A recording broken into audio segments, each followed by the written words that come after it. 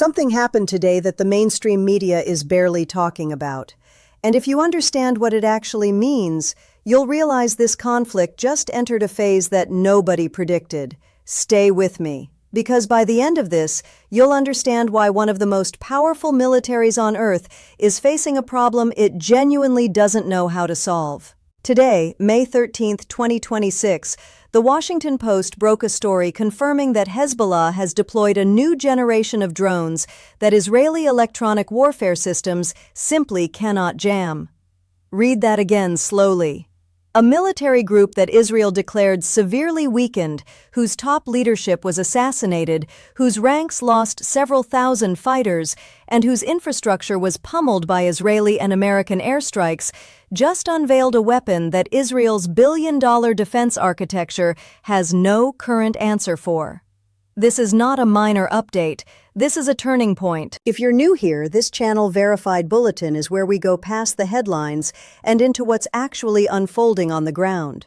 Hit subscribe right now because this story is moving fast and you don't want to miss a single update. Now let's get into what's really happening, because 4 layers deep is where this story gets genuinely alarming. After Israel and the United States launched a military campaign against Iran in February 2026, Hezbollah broke a 15-month ceasefire and began striking Israel again in retaliation for the killing of Iran's supreme leader Ali Khamenei. At that moment, the assumption inside Israeli military planning circles was straightforward. Hezbollah had already been battered in 2024, leadership gutted, logistics disrupted. They would fight, yes, but they would fight like an organization running on fumes. That assumption is now in ruins.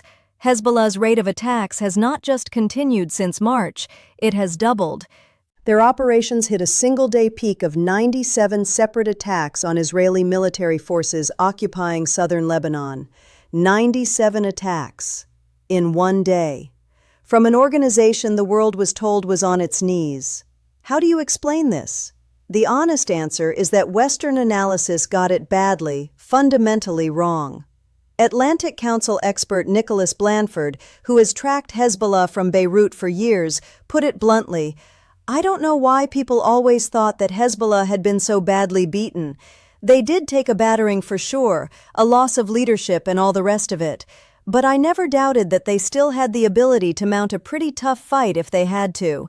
It just wasn't that debilitating." Think about what that statement means. The organization the world assumed was finished is now hitting harder than before. And now, on top of that operational resilience, comes the drone revelation. Hezbollah's daily attack posts on social media, accompanied by drone footage of precise strikes against Israeli artillery positions, military bulldozers, armored vehicles, and even clusters of soldiers requiring medical evacuation, are being published one after another, every single day. These aren't propaganda videos. They are documented operational logs with timestamps and coordinates. Hezbollah is showing its work. This is the moment to pause and ask a question the coverage isn't asking. Why is Hezbollah releasing this footage publicly with such precision and regularity? Because this is psychological warfare layered on top of kinetic warfare. Every video is a message to every IDF soldier operating in southern Lebanon. You are seen. You are tracked. You are reachable. Now, here's where the unjammable drone development makes everything dramatically worse for Israel. Modern military operations depend on electronic dominance, the ability to disrupt enemy communications, disable remote-controlled weapons, and blind guidance systems. Israel's electronic warfare capability is genuinely world-class. In 2024, that capability was a significant operational advantage. Today, Hezbollah has developed and deployed drones specifically engineered to defeat jamming systems, eliminating one of Israel's most reliable defensive tools in the northern theater. Think about the engineering investment behind that. You don't build a jamming-resistant drone overnight. That requires years of R&D, access to components, and deep technical knowledge of the specific systems you're trying to defeat. Hezbollah's military engineers reverse-engineered Israeli electronic warfare architecture and built a counter to it. That's not a militia capability. That's a state-level technical program. And if you're sitting there asking who funded it, who trained those engineers, who provided the component supply chain, then you already understand the Iran dimension of this conflict. Iran is Hezbollah's largest benefactor, providing the financial resources, military technology, and strategic direction that makes this level of capability development possible. The unjammable drone is not a Hezbollah invention in isolation. It is an Iranian technical achievement deployed through Hezbollah as the operational arm. What we're watching in southern Lebanon is not a proxy conflict anymore. It is Iranian military technology in live combat testing against one of the world's most advanced defense forces. Every single data point coming out of this theater is going straight back to Tehran's engineers.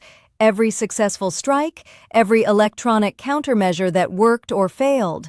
Israel is inadvertently providing Iran with the most valuable battlefield feedback loop imaginable. Now let's talk about what this means for the Northern Front specifically, because the ground situation is more precarious than the official statements suggest. Israel has declared its intention to maintain a buffer zone in southern Lebanon indefinitely, with Defense Minister Katz stating operations would resemble what Israel did in Gaza, and IDF Chief of General Staff Eyal Zamir has approved plans for a prolonged ground operation. Prolonged. That word matters, because a prolonged operation against an adversary that is doubling its attack tempo and deploying weapons your defense systems cannot stop is not a winning equation. It is an attrition war that Hezbollah has spent years preparing for, and Israel has not. Israel's response to Hezbollah's resurgence has killed more than 2,700 people in Lebanon and displaced 1.2 million. The human cost is catastrophic. But even at that price, Hezbollah's military capacity has not been broken. This is the central strategic paradox that no one in official Israeli government communications wants to address directly. And here is the question I want you to sit with, because this is what the rest of this story turns on. If an adversary can absorb thousands of casualties, lose senior leadership, survive relentless airstrikes from two of the world's most powerful militaries, and come back fighting harder, with better weapons at higher tempo, then the existing military strategy is not working. That's not a political statement, that's arithmetic. What changes this equation? Negotiations are back on the table. A temporary ceasefire that Israel committed to on April 16th has been followed by ongoing diplomatic contacts, though the situation remains volatile with near-daily incidents. But here's the uncomfortable reality about any negotiated outcome. Hezbollah is not negotiating from weakness right now. It is negotiating from a position of operational momentum, rising capability, and regional attention. The unjammable drone announcement today is not a coincidence. It is a signal, a demonstration of leverage timed to influence the conversation that follows. Every actor watching this conflict, from Saudi Arabia recalibrating its regional posture to China studying the intelligence and electronic warfare implications, is updating their assessments in real time. The Strait of Hormuz, through which a critical percentage of global oil trade passes, sits within operational range of every system Hezbollah and Iran have demonstrated they will use. Energy markets are pricing that reality every single morning. So where does this actually go? Hezbollah has demonstrated something this week that cannot be undone by any future airstrike. It has demonstrated that losing a war on paper doesn't mean losing a war on the ground. That a non-state military organization with Iranian technical backing can develop counter-systems to defeat superpower-level electronic warfare. That the assumption of technological dominance, the psychological cornerstone of IDF deterrence in the north, is no longer as solid as it was 6 months ago. The IDF killed the Radwan force commander this week. Israel has also killed an additional 220 Hezbollah operatives since declaring a truce on April 16. Those are real operational blows. But the organization keeps fighting. The drones keep flying. The attack tempo keeps rising. Here's what I want you to do right now. Drop your honest assessment in the comments. Do you think Israel can break Hezbollah's military capacity before the unjammable drone technology spreads to other actors in the region? Because once that technology transfers, and history tells us it always does, the northern theater is not the only place it gets deployed. If this analysis gave you something the mainstream coverage didn't, subscribe to Verified Bulletin right now. Every development in this conflict matters, and we cover it with depth you won't find anywhere else.